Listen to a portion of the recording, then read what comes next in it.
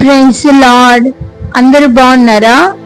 ఈరోజు మనము భూమి మీద మొదటి హత్య ఎప్పుడు జరిగింది అని తెలుసుకోవాలని అనుకున్నాము.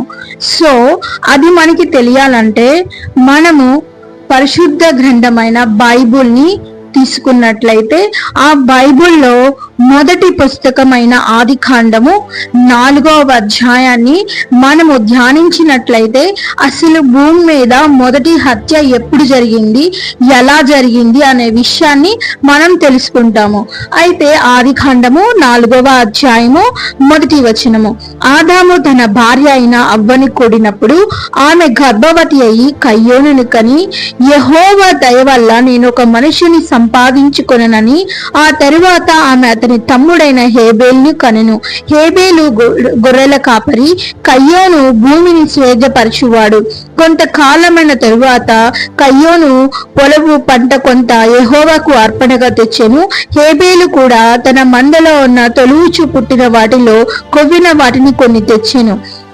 ఇక్కడ ఆదాము అవ్వగారు వారిద్దరు ఏకమైనప్పుడు వారి యొక్క గర్భద్వారములు తెరచి వారికి చక్కరైన కుమారుడు కయ్యోనుని మొదటి కుమారుడుగా ఇచ్చి ఉన్నారు.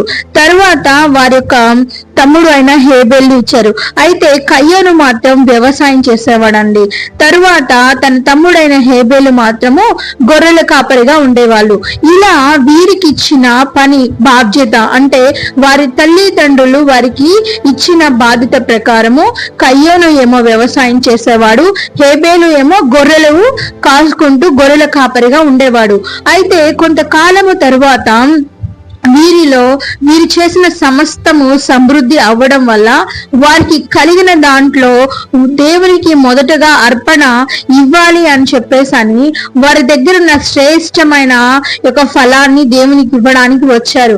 దానిలో మొదటిది యొక్క హేబేలు అనే యొక్క వ్యక్తి దగ్గర శ్రేష్టమైన కొవ్విన గొర్రెపిల్లని దేవునికి అర్పణగా తీసుకువస్తే కయ్యోను తన దగ్గర ఉన్న కొంత అర్పణను తీసుకువచ్చాడు. కానీ ప్రభు అయిన యెహోవా మాత్రము కయ్యోను అతని అర్పణ మాత్రం లక్ష్య పెట్టలేదు. కానీ ఎప్పుడు అయితే ఈ యొక్క హేబేలు యొక్క అర్పణని ప్రభు స్వీకరించాడో ఈ యొక్క కయ్యోను మొహం అనేది చాలా చిన్నబుచ్చుకున్నాడండి. చాలా కూడా బాధపడ్డాడు. ఎందుకు అంటే తన తమ్ముడి యొక్క అర్పణని ప్రభు స్వీకరించాడు, నా అర్పణ స్వీకరించలేదు అని. ఇక్కడ వాస్తవానికి ఆ అర్పణ అనేది యొక్క దేవుని లో అడగాలి, దేవా ఎందుకయ్యా నా అర్పణను స్వీకరించకుండా నా తమ్ముడు అర్పణ నువ్వు తీసుకున్నావు అని ఉండాలి. కానీ అక్కడ ఒక స్వార్థమైన మనస్సుతో ఆ యొక్క తమ్ముడు యొక్క అర్పణను తీసుకున్నాడని జలసితో, అంటే ఇక్కడ మనకు తెలుస్తున్న విషయం ఏంటి అని అంటే కయ్యోను ముందు నుంచే అంటే ఈ యొక్క లేఖనాల్లో మరుగు చేయబడిన విషయం ఏమిటి అని అంటే కయ్యోను స్వభావము తమ్ముడి మీద ద్వేషం కలిగి ఉన్నాడు. ఇక్కడ అర్పణ స్వీకరించబడింది ప్రభు, కయ్యోను కాదు కదా. ఇక్కడ కయ్యోను మీద తనకి ఎందుకు అంత కోపము, అంత ద్వేషము అంటే వారికి ఇదివరకే కొన్ని విషయాల దగ్గర అన్నదమ్ములకు మధ్య సఖ్యత లేదు. అంటే వారు దేనికో వారి మధ్య సమాధానం అనేది లేదు కాబట్టి అసమాధాన పరిస్థితులు అక్కడ నెలకొన్నాయి. కాబట్టి అక్కడ అర్పణ ప్రభు స్వీకరించగానే తన అర్పణ స్వీకరించలేదే, నా అర్పణ తీసుకోలేదంటే నాలో ఏమన్నా లోపాలు ఉన్నాయా, నాలో ఏమన్నా ఉన్నాయా అని సరి చేసుకోకుండా అర్పణ స్వీకరించబడిన తన తమ్ముడి మీద ద్వేషాన్ని పెంచుకున్నాడు. అంతేనా? చూద్దాం. ఇదిగో ఈ యొక్క కయ్యోను తన అర్పణ లక్ష్య పెట్టలేదని కయ్యోను మిక్కిలి కోపము తెచ్చుకొని తన మొహాన్ని చిన్నబుచ్చుకొని ఆయన ఉండగా యెహోవా ఆయనతో ఇలా మాట్లాడాడు, కయ్యోను నీకు కోపమేలా, ముఖం ఎందుకు చిన్నబుచ్చుకున్నావు? నీవు శత్రుక్రియ చేసిన వెడల తల ఎత్తుకొందువా? శత్రియ చెయ్యని ఎడల వాటి పాపము పొంచి ఉండును, నీ ఎడల వానికి ఆ వాంఛ కలుగును, నీవు దాన్ని ఏలుదవు అని కయ్యోనుతో ప్రభు స్పష్టంగా మాట్లాడాడు. నువ్వు కాని నీ తమ్ముడు విషయంలో ద్వేషాన్ని కోపాన్ని పెట్టుకుంటే ఆ ద్వేషము ఆ కోపము నిన్ను ఏలుబడి చేసి ఇంకా ఇంకా పాపానికి ముందుకు తీసుకువెళుతుంది. కాబట్టి నువ్వు నీకున్న ద్వేషాన్ని కోపాన్ని విడిచిపెట్టమని ప్రభు ఆయన హెచ్చరించాడు. కానీ తను హెచ్చరించిన ఆ యొక్క హెచ్చరికకి లోబడకుండా తను ఏం చేశాడు, తన తమ్ముడైన హేబేలును ఒంటరిగా పొలంలో ఉన్నప్పుడు అతనితో మీద పడి అతన్ని చంపివేసి, ఆయన ఇక్కడ ఎవ్వరు చూడలేదు కదా, ఇక్కడ ఎవ్వరికి కనపడలేదు కదా, నేను నా తమ్ముడిని చంపేసి అక్కడ పడేశాను, వాడు ఎలాగో చనిపోయాడు అని అందరూ అనుకుంటారు, సో నన్ను ఎవరు క్వశ్చన్ చేయరు అని ఇక్కడ ఒక డ్రామాని తను ప్లే చేయడానికి ట్రై చేశాడు. ఎందుకు అంటే తన్ని చంపాలనే ఉద్దేశము తనకు కలిగింది. అంటే తన మీద వ్యసనము, ద్వేషము, అసూయ అన్ని కలిగాయి. తను యొక్క గొర్రెల కాపరి విషయంలోనూ మరి ఏ విషయం దగ్గర తన తమ్ముడి మీద అంత ద్వేషాన్ని పెంచుకున్నాడు తెలియదు. ఇప్పుడు ప్రస్తుత కాలంలో 2025 సంవత్సరంలో మనం చూసినట్లయితే నిజముగానే మనకున్న ఆస్తులు అంతస్తుల్ని బట్టి, మన తల్లిదండ్రులు మనకిస్తున్న ప్రాపర్టీస్ని బట్టి ఎంతమంది అన్న తమ్ముళ్ళు, ఎంతమంది సహోదరులు ఒకరు చంపుకుంటున్నారు.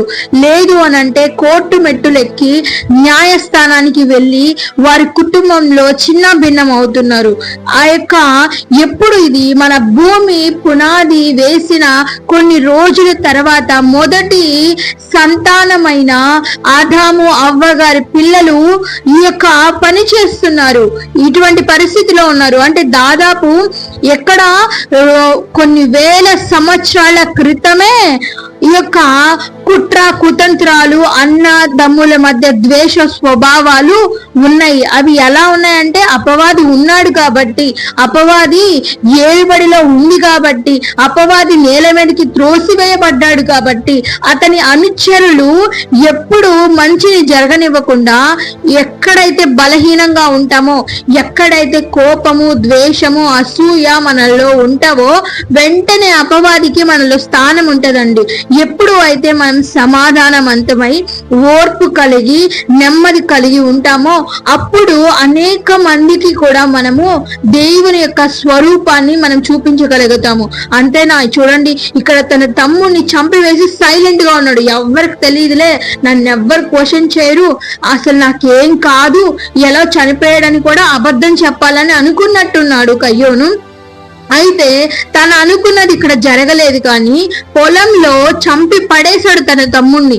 అయితే ప్రభు అయిన యెహోవా మరి యొక్క అవకాశం కయ్యోనికి ఇవ్వాలని, అంటే తన తమ్ముణ్ణి, తన రక్త సంబంధకమైన తమ్ముని చంపేశాడు కదా, ఏమన్నా తనలో ప్రాయచిత్తం అంటే అయ్యో నా తోబుట్టుని, నా తమ్ముడిని నేను చంపేశాను, తను నేను ఎందుకు అలా చంపేశాను, నేను అలా చంపుండకూడదేమో, నా తమ్ముడిని నేను కోల్పోయాను అని తనలో పశ్చాత్తాపం కానీ ఎక్కడ కూడా జాలి కానీ ఉందేమో, ఏమన్నా ఇదవుతున్నాడేమో అనని ప్రభు ఒకసారి ఆయనతో ఇలా అంటున్నాడు. 9వ వచనం చూసినట్లయితే, నీ తమ్ముడైన హేబేలు ఎక్కడా అని కయ్యోనుని అడగగా అతడు, నేను ఎరగను, నా తమ్మునికి నేను కావిలి వాడినా అనెను. చూడండి కయ్యోనుకు ఎంత పొగరో. అక్కడ తమ్ముడిని చంపి పొలంలో పడేశాడు. ఆ యొక్క తమ్ముడు చనిపోయిన బాధ లేదు. అయ్యో, ఆకాశము నుండి నన్ను సృష్టించిన మా దేవాతి దేవుడు నాతో మాట్లాడుతున్నాడే, నా తమ్ముడు గురించి మాట్లాడుతున్నాడే. ఎంతైనా కానీ వారి తల్లిదండ్రులు చెప్పే ఉంటారు కదండి కయ్యోనికి, మేము ఇలా దేవుడు చెప్పిన మాటని వినకుండా ఈ శపించబడిన నేల మీదకి వచ్చాము, మీరు దేవునికి వ్యతిరేకత ఏది కూడా చెయ్యొద్దు అని ఎంతో కొంత వారికి చక్కగా దేవుని పట్ల భయము భక్తి కలిగిన విధానం వాళ్ళు నేర్పించుండొచ్చు కదా. ఇక్కడ చూసారా, కయ్యోను హత్య చేయడమే కాకుండా దేవుడు అంటే భయము లేని పరిస్థితుల్లో కూడా దిగజారిపోయాడండి. ఆయన దేవుడు అడుగుతుంటే నేనేమైనా కావిలిగా ఉన్నానా, నువ్వు నన్ను కావిలిగా ఉంచావా అని ప్రభువుని అడుగుతున్నాడు. ఎంత మూర్ఖుడుగా అయిపోయాడో చూడండి. దేవునికి ఎదురు తిరిగే అంత స్టాండర్డ్ లోకి వెళ్ళిపోయినాడు కయ్యోను. ఇంకా తన పరిస్థితి ఏం కాబోతుందో చూడండి. అయితే ప్రభువైన యెహోవా ఇలాగ అంటున్నాడు, ఏమంటే నీవు చేసిన పని ఏమిటి?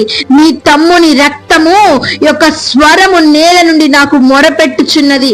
కావున నీ తమ్ముని రక్తము నీ చేతిలో నుండి పుచ్చుకొని నోరు తెరిచిన ఈ నేల మీద ఉండుటకు నీవు శపించబడిన వాడవు.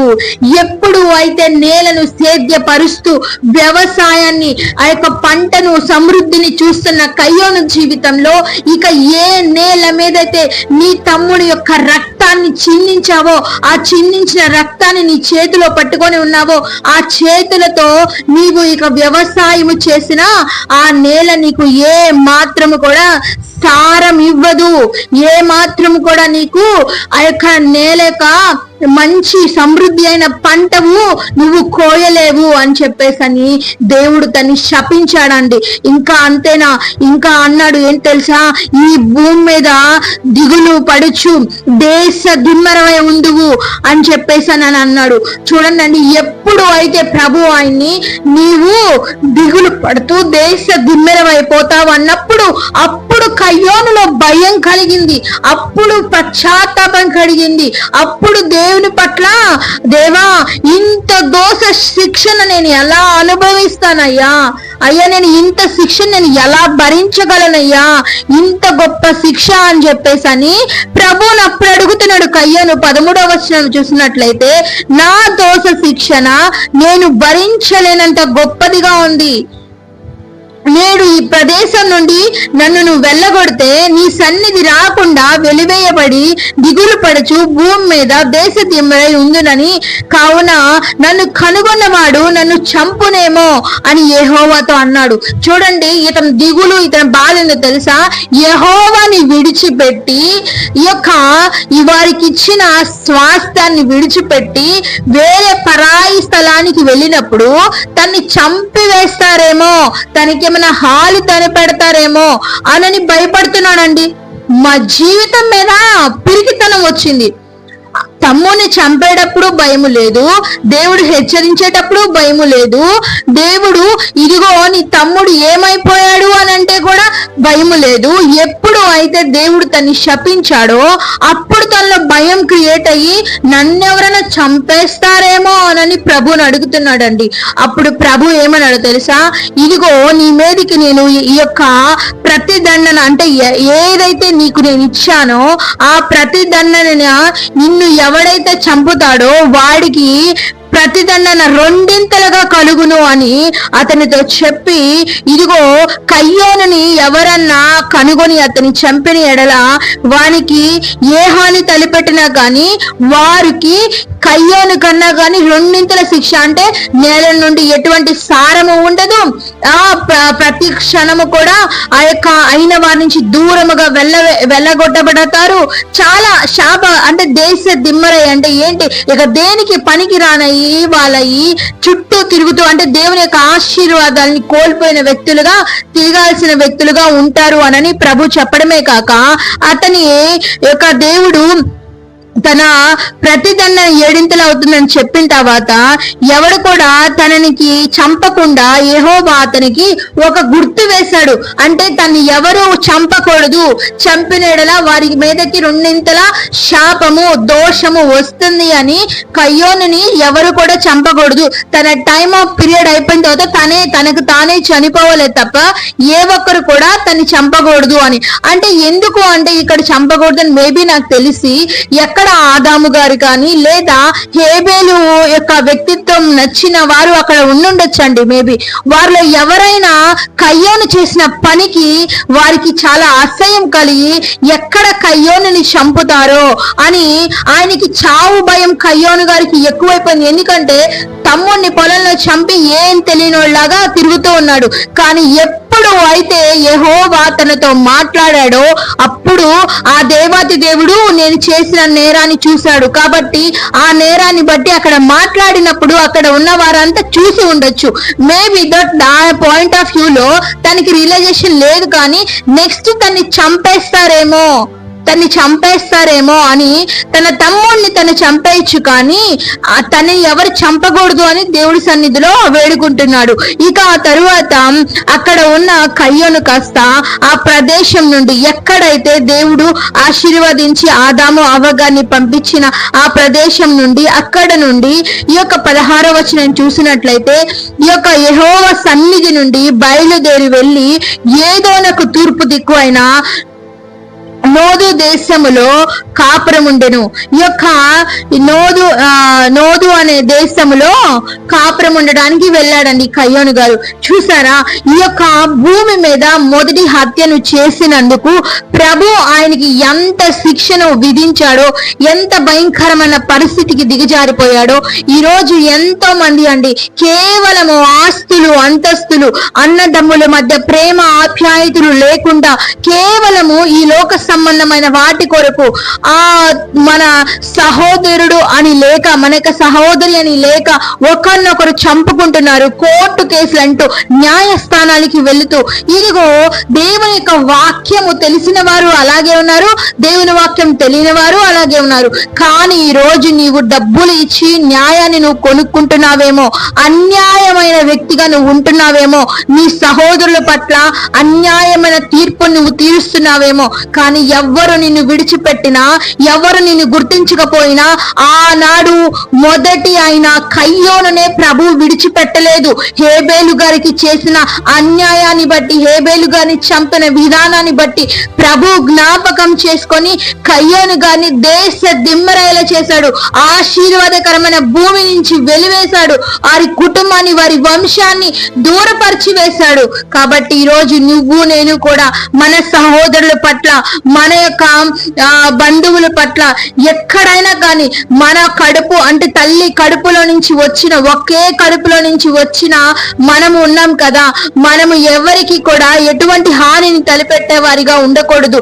వీలైతే వారికి ఏదో తెలియక తప్పు చేసినా వారి కొరకు దేవుని సన్నిధిలో ప్రార్థన చేసేవారిగా మనం ఉండాలి. కానీ ఈ లోకంలో అశాస్త్రమైన వాటి కోసము మనము మన యొక్క సహోదరుని చంపడం కానీ ఇలా చేయకూడదు.